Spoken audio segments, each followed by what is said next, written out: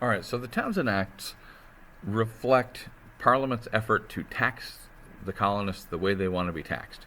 Here are some external taxes. How do the colonies respond? Well, they keep right on smuggling. They do not respect the fact that Britain wants them to follow the rules of mercantilism and keep buying British. They're going to continue finding the cheapest cheapest deals they can find, the best bargains they can find, legal or illegal. The colonists have been champion smugglers for 150 years now. They don't plan on changing their ways. They do protest the Townshend Act. There are some scattered boycotts, but it's nothing like the full court press that was the Stamp Act. So it's not that things have calmed down, but things things are simmering rather than boiling after the Townshend Acts. But this is the lull before the storm, because it's about to get real, people. Here's a view of Boston, the commercial center of the 13 colonies. Right, 13 colonies. The New England colonies were built on British trade, and Boston was the thriving, prosperous center of the overseas trade. And it is here that the Boston Massacre goes down in 1770. Now, the basic facts of the Boston Massacre are that redcoats, right, British soldiers, they're on the right, shot 5 colonists outside a customs house in Boston. Now, a customs house is a government building where taxes are collected. And these basic facts would lead us to assume that this is a tax protest. And certainly there might have been some of that going on. But when we look deeper at the Boston Massacre, well, the plot thickens, and it's about other issues aside from taxes. Now, this is the most famous picture of the Boston Massacre. It's in pretty much every American history textbook ever. It shows, a neat row of British troops opening fire on some peaceful colonists for no good reason, and you got some colonists in the foreground bleeding out. Looks like a tragic scene. Unprovoked violence. This it's this kind of the art is called the Bloody Massacre. It's this kind of propaganda that got this called the Boston Massacre. Now, the artist is this guy, Paul Revere. Paul Revere, aside from doing revolutionary art and propaganda, was also a silversmith, which is why in the painting he's holding that silver teapot. But his illustration of the Boston Massacre is bogus. Here is a contemporary illustration that is closer to the truth. It shows British soldiers under siege by an aggressive mob, and that's in fact what happened. So here's how it went down. It starts with 2 British soldiers standing guard outside a customs house in Boston, and a big angry mob assembles, and they start, they're yelling insults and threats at the soldiers. They're throwing stuff at them, snowballs, rocks, oyster shells, anything they got handy. And the soldiers are, getting concerned, so they call in some reinforcements. So now you got about a dozen British soldiers standing in front of the customs house, while an even bigger mob continues to yell at them and throw stuff at them. And then the mob surges forward, and in the lead is this guy, Crispus Attucks, a large former slave who grabs one of the British soldiers and body slams him. And that's when the British soldiers open fire.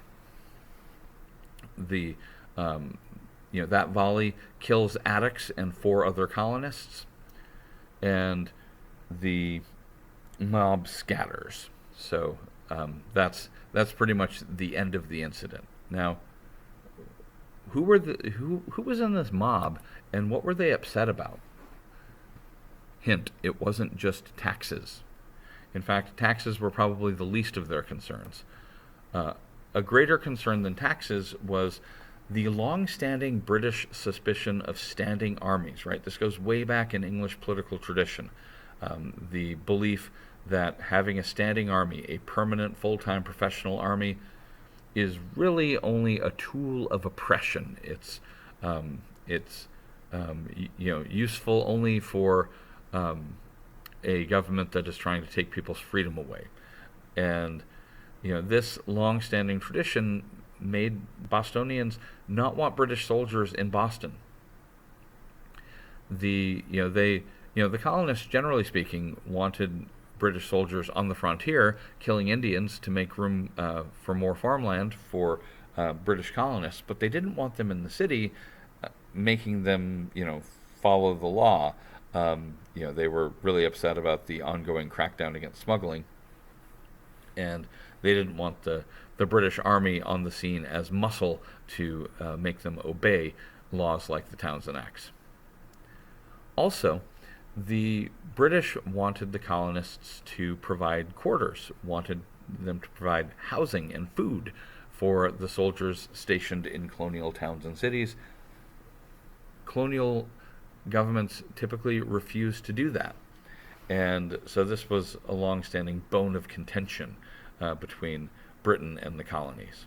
And so the mob is mad because the British soldiers are there, period. Also, the mob is a bunch of working class guys. And working class urban residents in port towns were frequently targeted by the British Navy's practice of impressment. Britain, of course, had the world's best navy, and part of the trouble with maintaining such a large navy was they always had manpower shortages. Serving in the Navy didn't pay that much. Work conditions were terrible. Punishments were harsh. This guy's going to get the lash for whatever offense he had committed, and consequently, the Navy had retention problems, right? People would desert. They would jump ship with some regularity. And so the solution to this was impressment. This is like getting drafted into the Navy. But nowadays, when in the 20th and 21st centuries, when we do military drafts, people, this is an orderly and legal process, right? And back then, it was an ad hoc process where, like, if a ship was short of sailors, they would send out what was called a press gang. A press gang is a group of burly sailors who go into town, probably late at night or in the wee hours of the morning. They pick up some passed out drunks and take them back to the ship. And there's probably not enough passed out drunks to staff up your ship, so you also get some guys who are too drunk to fight back, and you grab them and bring them back to the ship, and congratulations, those people have just joined the British Navy, right? They're going to be out to sea, and it might be months, maybe years before they return. Now, this, of course, is a drag for the individual who gets abducted, who gets kidnapped into the British Navy. It also, of course, is a hardship for the person's family. In many cases, there are families getting effectively widowed and orphaned because their husbands have been seized and impressed into the British Navy. So that's impressment. And impressment targeted working class people in port towns. This wasn't a concern for middle class and wealthy people. Press gangs knew to leave them alone. It wasn't a concern for colonists who lived in rural areas, right? Like 95% of all colonists were yeoman farmers who lived outside of towns and cities and were nowhere near the coast and didn't need to worry about a press gang kidnapping them. But the mob in the Boston Massacre, these are people who probably know people, have friends, relatives, neighbors who have been victimized by press gangs in the past. So to them, British soldiers represent that kind of tyranny, and also we're sort of working our way from least concern to greatest concern, right?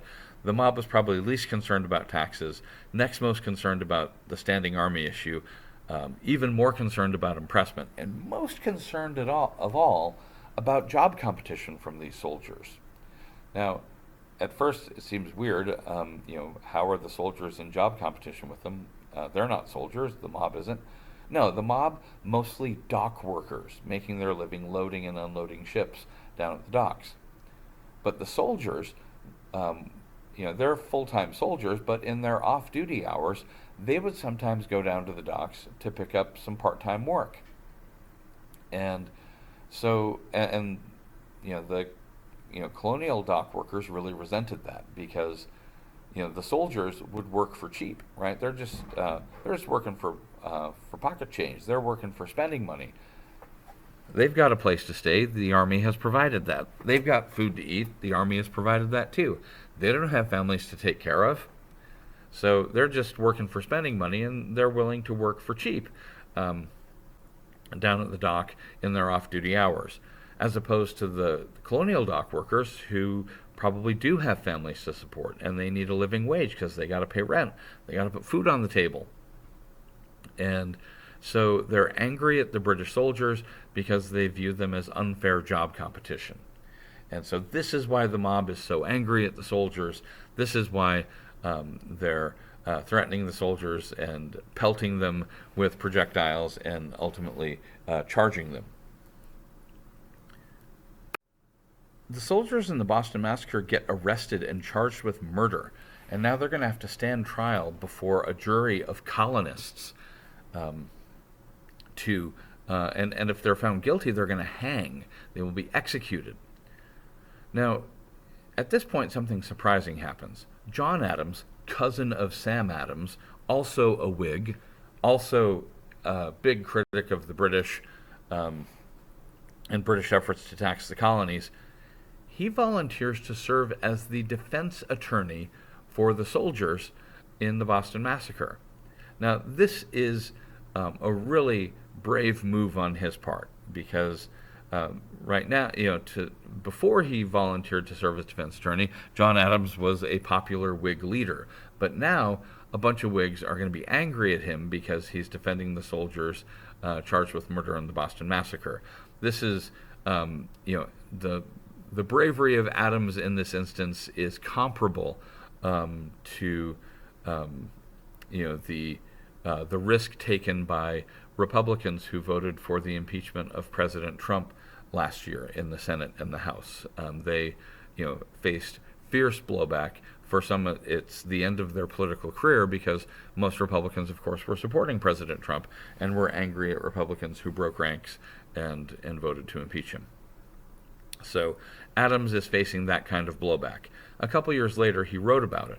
He wrote, "The part I took in defense of Captain Preston and the soldiers procured me anxiety, and obloquy enough." Now, anxiety, you know what that is. Obloquy is hatred, like people being mad at him, wanting to kill him. "It was, however," Adams writes, "one of the most gallant, generous, manly, and disinterested actions of my whole life, and one of the best pieces of service I ever rendered my country." So Adams is patting himself on the back there, calling himself gallant and generous and manly for defending those soldiers, and honestly, that's true. I mean, it was brave. He also calls it disinterested, which means objective, fair-minded, like self-sacrificing. He was doing this even though there was no benefit for him. He was doing the right thing, even though doing the right thing was really unpopular at that moment. He continues, "Judgment of death against those soldiers would have been as foul a stain upon this country as the executions of the Quakers or witches anciently." What does Adams mean by that?